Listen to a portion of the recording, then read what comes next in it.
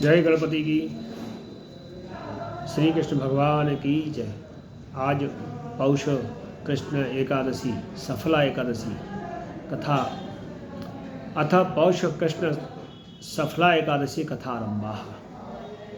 युधिष्ठिरोवाच पौषस्य कृष्णपेक्षेतु केमी एकादशी भवेत् किं नाम को विधिस्तस्याः को देव नाम नामतः। युधिष्ठिर जी पूछ रहे हैं, हे भगवान, जो कृष्ण पक्ष की एकादशी है उसकी क्या विधि है और उसका नाम क्या है। तो कहते हैं कि नारायणोदिदेवस्याः पूजयितं प्रयत्नतः पूर्वेण विधिना राजन् कर्तव्यैः एकादशी जनैः। तो उस एकादशी के जो आज की एकादशी है इसके अधिदेवता नारायण हैं, भगवान विष्णु हैं। और उनकी एकादशी की श्रेष्ठता के बारे में कहते हैं कि नागानां च यथा शेषः पक्षिणां गरुड़ो यथा। जैसे नागों में शेष नाग श्रेष्ठ है, जैसे गरुड़ों में पक्षियों में गरुड़ श्रेष्ठ है। यथाश्वमेधो यज्ञानां नदीनां जानवी तथा। और ऐसे यज्ञों में अश्वमेध यज्ञ श्रेष्ठ है और नदियों में गंगा नदी श्रेष्ठ है। उसी प्रकार से व्रतानां च तथा राजन पर्व एकादशी तिथि। उसी प्रकार से व्रतों में एकादशी का व्रत श्रेष्ठ है। ते जना भरतः श्रेष्ठ मम पूज्या सर्वशः हरिवासर से युक्ता वर्तते ये जनामृषः। तो जो यह पूजा करते हैं वो हरिवास प्राप्त करते हैं। सफलानां या प्रोक्ता तस्या पूजा विधिं शृणु फलैर्मा पूजये तत्र कालदेशोद्भवैः शुभैः। तो जो सफला नाम की एकादशी है उसके पूजन की विधि को सुनो कि नारिकेल फलैः शुद्धैः तथा वै बीजपूरकैः जम्बीरै दाढमिश्चैव च पुंगी फलैरपि। नारियल से, फलों से, निब्बू बिजोरा से और अनार से, सुपारी से, अनेक प्रकार से और लवंगैर सब महापाप संयुताः लौंग आदि से पराद जे भगवान की जो है अर्पण करते हैं। विद्याश्चित था चाम्र फलादि और आम्र फलादि भी अर्पण करते हैं। पूजय देव देवी सम धूपैर्दीपि यथा क्रमम। भगवान की पूजा करें, धूप दीप का दिखाएं। और सफलायाम दीपदानम विशेषण प्रकृतितम। तो सफला एकादशी में दीपदान का विशेष महत्व बताया गया है। रात्रौ जागरणम तत्र कर्तव्यम च प्रयत्नतः। और प्रयत्न करना चाहिए जब तक हमारी यावन नुन्मीलिये नेत्रम तावत जागत्र योनिसी। मतलब जब तक हमारी आंखें खुली रह सकती है रात्रि में तब तक हमें जागरण करना चाहिए। एकाग्रमानसो वृत्वा तस्य पुण्यम शृणुष्य तत्। और एकाग्रमन होकर के अब उसके पुण्य को सुनो। तत्समो नास्त एवैव यज्ञ तीर्थ तत्सदृशम नहीं तत्समम न व्रतम के जिरे लोके नराधिप। इसके समान एकादशी के व्रत के समान यज्ञ आदि का फल भी नहीं है। तो पंचवर्ष सहस्राणि तपस्वा च यत्फलम तत्फलम समवाप्नोति सफलाया व्रतेर्वै। अगर आपने पंचवर्ष 5000 वर्ष तक कोई तप किया है वो जो फल मिलता है वो हमें एकादशी सफला एकादशी के करने मात्र से मिल जाता है। श्रूयतां राजा शार्दूलः सफलायां कथानकम चंपावीति विख्याता पूरी माहिस्मतस्य च। अब चलो उसकी कथा सुनाते हैं कि राजा शार्दूल जो सफला नाम की कथा है उसके बारे में कि राजा शार्दूल थे। चंपावती नाम की एक पुरी थी माहिस्मती और उसमें माहिस्मतस्य राजेर्स्वचत्वारा भावान भवन सुता। और जो माहिस्मत जो राजा थे उनके 4 पुत्र थे। तेषां मध्ये तो ये ज्येष्ठः स महापापा संयुतः। और उनमें जो सबसे बड़ा था वो महापापी था, मतलब बुरे कर्मों में लगा रहता था। परदाराभिगामी च वेश्या संगरतः सदा पितृद्रव्यम चुप स पापिष्ठो गमयामास सर्वसः। वह कैसा था कि वह बुरे कर्मों में लगा रहता था, मदरापान आदि वैश्यागमन आदि करता था, पिता के द्रव्य को नष्ट करता रहता था तो असद्वृत्यो नित्यम देवात् द्विजनिंदकः वैष्णवानां च देवानां नित्यम निदारतः सवही। तो वो जो है देवताओं की, ब्राह्मण आदि जो भी उसके सामने आते हैं उन सब की निंदा करता था। वैष्णवों को, देवताओं को नित्य निंदा करने के कारण दिग्विधम तदा दृष्ट्वा पुत्रम माहिष्मतो नृपः लुम्पको नाम नामनेति कृतवान अत्यम वर्षतः।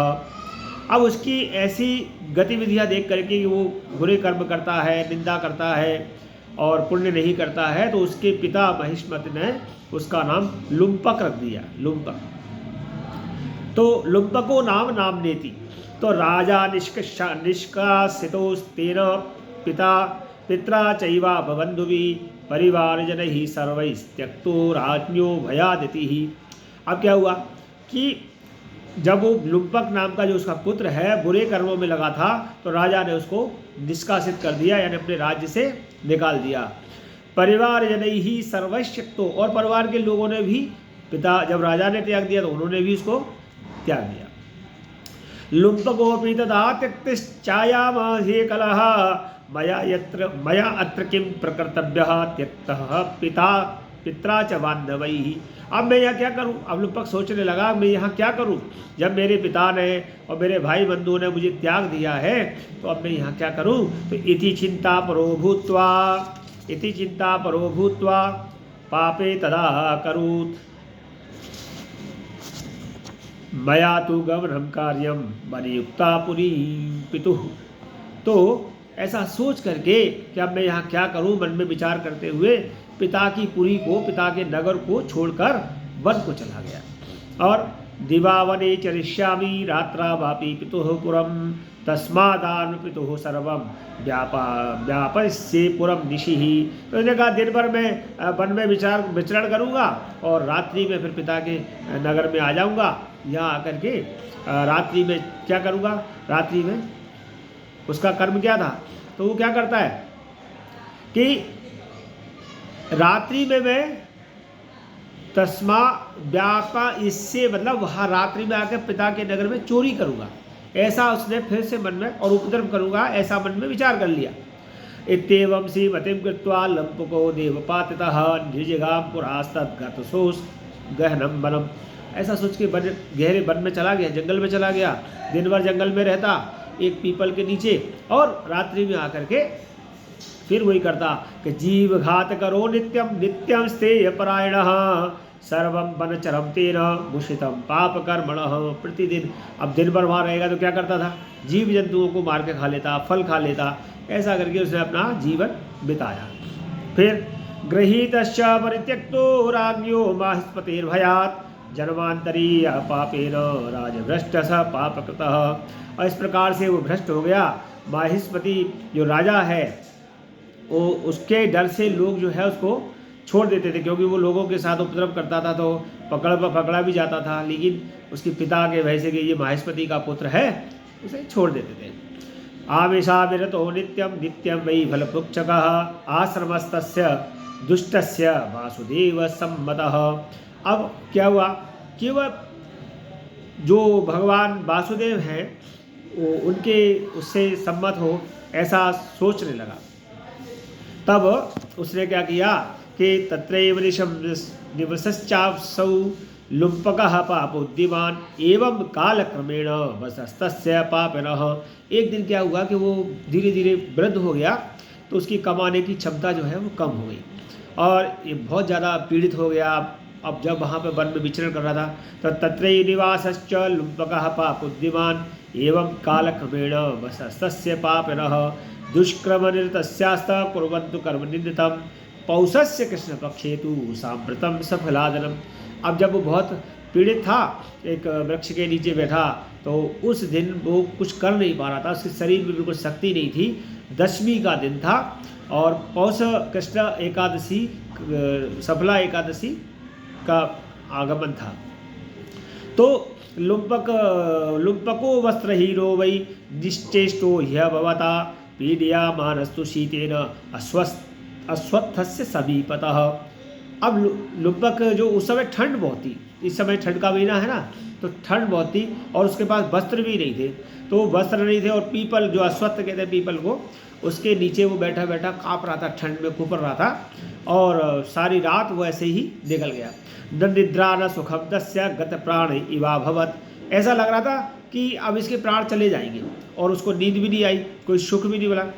पीडियन ददर्शनैर्दत्तादेवं च गाविता निशा।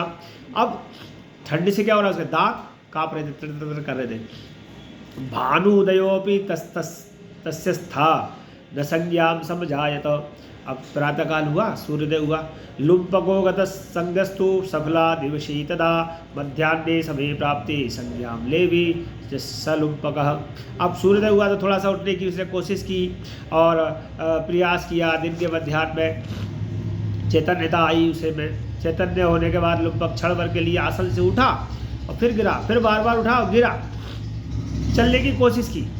वन मध्ये गतस्तत्र तुतृषा पीड़ितो भवत् न शक्तिर्जीवघातस्य लुम्पकस्य दुरात्मनः। अब उसमें इतनी शक्ति नहीं थी कि वो किसी जीव की हत्या कर सके तब, या कुछ फल वगैरह ला सके। तो उसने क्या किया, वो फलानि भूमौ पीडितान्यायः रसलुम्पकः यावश्चागतस्तत्र तावस्तदम्बगाद्रविः। वह लुम्पक भूमि में पड़े हुए जो फल थे उन्हीं को ले आया और ला करके अपने पास रखे। सूर्यास्त न होते देखा उसने कि सूर्यास्त होने वाला है, तो सोचने लगा, अपने पिता का चिंतन करने लगा कि किम भविष्यति तातेति ही बिलाल पाते दुखिता फलानि तानि सर्वाणि वृक्षमूले निवेदयत्। हे पिता, अब मेरा क्या होगा, बार बार दुखी होने लगा। और जो फल लाया था उनको उसने वृक्ष के पास निवेदन कर दिया भगवान विष्णु के नाम से कि और प्रत्युवाच फलैरे भी प्रियताम भगवान हरि ही उपविष्टो लुम्पकश्चा निद्राम लेवीनम वै दिशि। अब उसने भगवान के नाम से वहाँ पर वो फलों को अर्पण कर दिया और उसने रात भी नींद भी नहीं आई।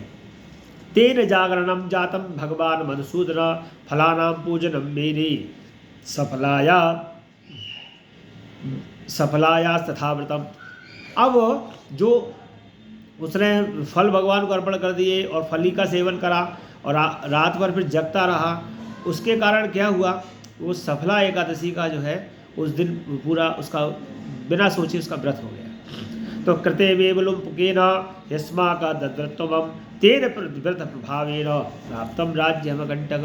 अब उस व्रत के प्रभाव से भगवान का आसन चलायमान हो गया और उस व्रत के प्रभाव से उसको निष्कंटक राज्य प्राप्त हो गया। भगवान ने उसको दिया कि पुण्याकुरो हृदया राजन यथा प्राप्तम तथा शुणु रुवेरदय वेलायाम दिव्यो स्वाश्च जगाम सह। तो उसके प्रभाव से पुण्य, ये कहते हैं पुण्य का अंकुर जो उदय हुआ, हे राजन युधिष्ठिर सुनो, उसके प्रभाव से सूर्योदय के समय पर एक घोड़ा घोड़ा वहाँ आकर के खड़ा हो गया और दिव्य वस्तु परिवारो लुम्पकस्य समीपतः तस्थौ स तुर्गो राजान गुवाचा सरिणी।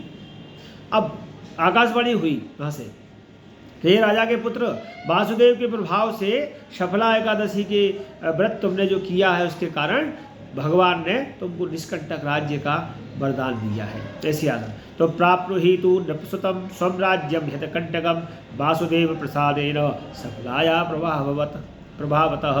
तो सफला के प्रभाव से तुमको ये निष्कंटक राज दिया जा रहा है। तो पितु समीपम गच्छत्वम भुक्षम राज्यमकटंकम तथे तिक्त्वात्मसौ तत्र दिव्यरूपो धरो भवत्। इसलिए जाओ लुम्पक, अपने राज्य में जाओ और अपने पिता का राज्य तुम स्वीकार करो। तो भगवान कृष्ण की कृपा से उसको निष्कंटक राज्य प्राप्त हुआ। जैसे ही वो अपने राज्य में पहुंचा, उसके पिता ने उसे स्वीकार किया। तो कृष्णे मतिश्च तस्यात् सीत परमा वैष्णवी तथा दिव्याभरण सौभाग्यास्तातम नत्वा स्थितो गृहे। अब वो बड़े आभरणों से युक्त होकर के लुम्पक पिता को प्रणाम करके घर में रहने लगा और पीछे जो उसके पिता है वो भी निष्कंटक राज्य उसको दे करके और चले गए। हरिवासर, हरि को प्राप्त हुए, हरिवासर एकादशी। तो वो भगवान की ऐसी प्रकार से भक्ति करने लगा, एकादशी का व्रत करने लगा।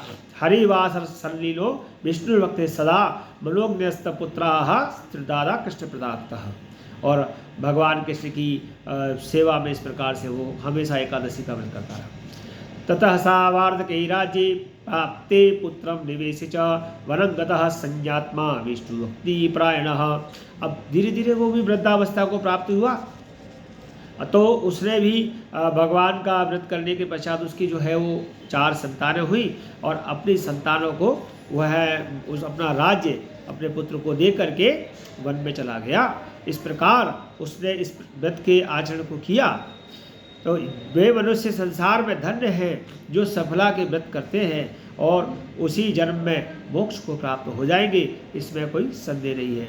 हे राजन, सफला का महात्मा सुनते हैं और मनुष्य राजसूय यज्ञ को फल को प्राप्त करता है और स्वर्ग में भी वास करता है। यानी कि जो व्रत करते हैं वो तो भगवान का फल प्राप्त करते ही हैं, जो केवल सफला व्रत की कथा एकादशी सुन लेते हैं वो भी राजसूय यज्ञ के समान फल प्राप्त करते हैं, स्वर्ग में वास करते हैं, भगवान कृष्ण के चरणों में उनको स्थान प्राप्त होता है।